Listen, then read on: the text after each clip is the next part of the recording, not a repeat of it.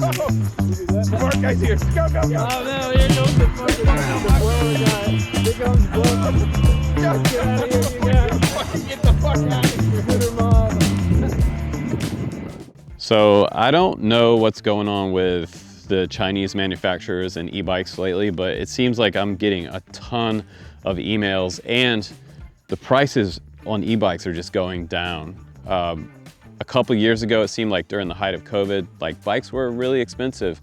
And now e-bikes, they're down to around $1,000 and under for a pretty decent quality bike. Now we're at a point where like this bike was $1,200 and they just reduced it to like $699 on their website, which is crazy. The reason that I'm amazed by that is because this bike, I have 5, 6, or 7 e-bikes right now. Small ones, big ones, the fat tire ones, some mid-drive bikes. And I'm not a fan of the fat tire bikes, honestly. I like the smaller wheels. So I call this one the not so fat tire bike because it has a 3-inch tire on there. So it's not exactly like a regular style bicycle wheel, but it's a little bit bigger just to give you a little more traction on the wetter days. So for where we live out in Oregon, it's pretty wet out there and you need a little more traction on your tires than like a standard street slick tire. For this bike, it's foldable. It gets around a 45 mile to 60 mile range on it.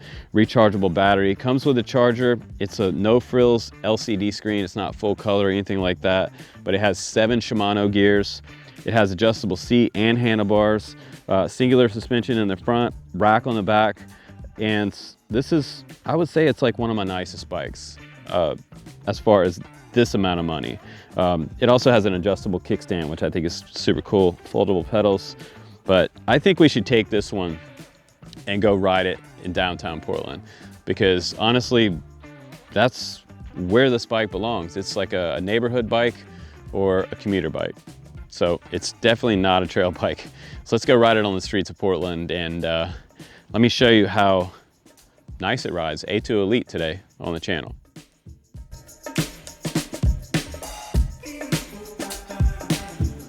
All right, guys, let's go ahead and do the ride test and let me give you some experience that I've had with this bike so far since I've had it for a couple months now. It's been my favorite one in my fleet recently because I like the way it looks. It looks more like a normal bicycle. I mean, you can still tell that I'm riding an e-bike. It has a kind of folding e-bike look to it, but I love the 20-inch by 3-inch tires. They're just not quite as bouncy and balloon looking as the 4-inch 20-inch tires. The 4-inch, even adding 1 more inch, makes it look like you're about to attack a mountain in the snow somewhere, anywhere you're going. And I just don't really like that look. I like the more normal looking style e-bikes that look more like a regular bicycle. I've talked about that on the channel before, but it's easily accessible. It's a nice looking bike. They offer it in different colors. You can also get it in like orange. And I like the fact that it accommodates riders from like my girlfriend's height to somebody like 6'4" or so.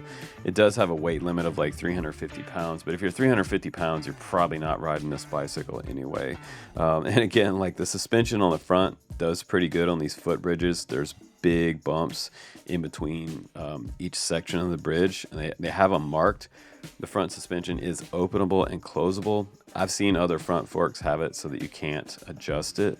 That kind of sucks because it's stuck and you want to be able to change the firmness. So that's nice that they have that. The rear rack is nice. It's nice that it comes with fenders and the foldable front end.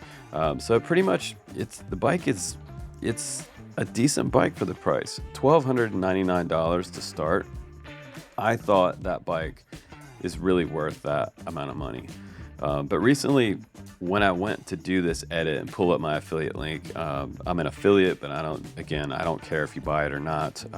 It helps us on the channel, that's great. But if not, if you're just looking for information on this bike, that's totally fine. But they reduced it to $699, which I think is kind of crazy. I don't see any other bike out there at this quality for $699.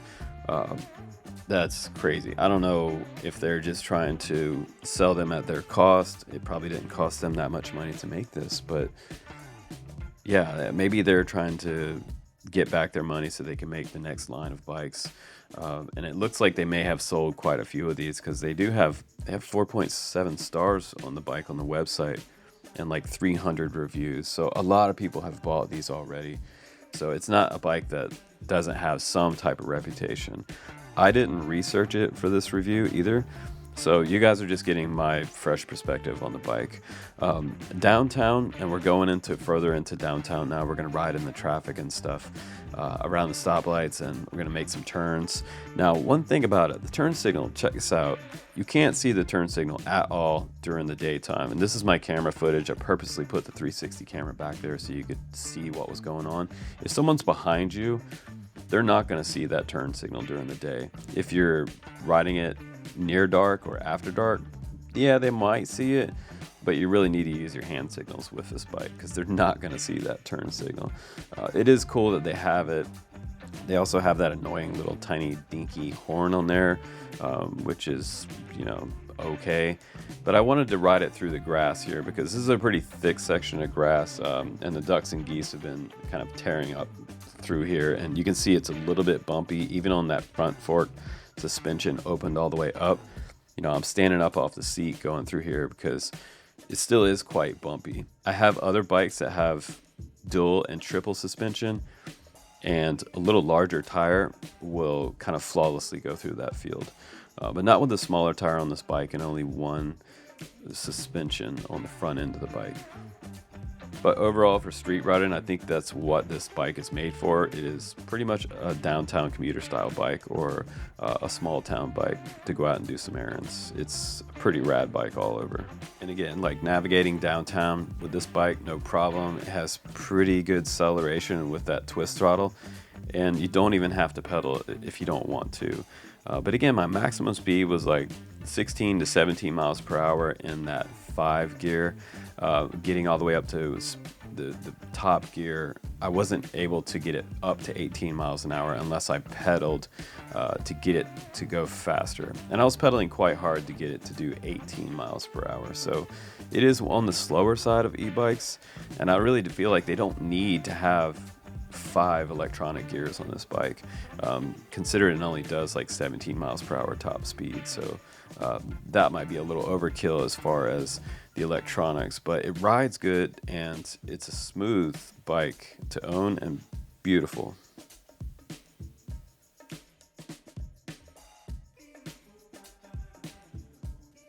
All right, guys, what did you think about that ride? I thought it was fun. It's supposed to be a review, kind of my experience with this bike. I've had it now for about 3 months, and I've waited to ride it, and the companies don't like that. They don't like it when you keep it for a while and then wait to review it, but that's what I've done because I wanted to ride it, see how the tires are wearing and things like that. The fenders, great. They come pre-installed out of the box, and when I pulled it out of the box, the cool thing was it was pretty much like 90% together. Just folded up in the box, and it was a little smaller inside the box, so that was kind of cool. One thing I do like is I like the finish on the bike. I think the finish is really nice. It does have kind of a glossy overcoat. I like the fact that it has the front rack. It has an open and lockable front, which I've seen on these type of shocks recently on another bike that I have, that they don't have an open and close option, so that's nice. Brakes seem good. I heard them squeak a couple times. And I like the adjustable kickstand. This goes up and down depending on if you're in the grass or whatnot. And when I fold it up, the cool thing is it fits in the back seat of the Prius. All right, it's folded. Now it's in the back seat of the car. Doesn't have a lot of grease on the chain, so that's good. It's not gonna get my seats dirty. But thanks a lot for riding with me today, downtown Portland and on the riverfront. Man, it's beautiful. We've been waiting for our monsoon weather to chill out so we can have days like this. So look for more e-bike reviews coming up on the channel, skateboards, all kinds of cool stuff, drones, and random tech stuff. I'm Justin Davis, guys. Take care, and I will see you on the next one.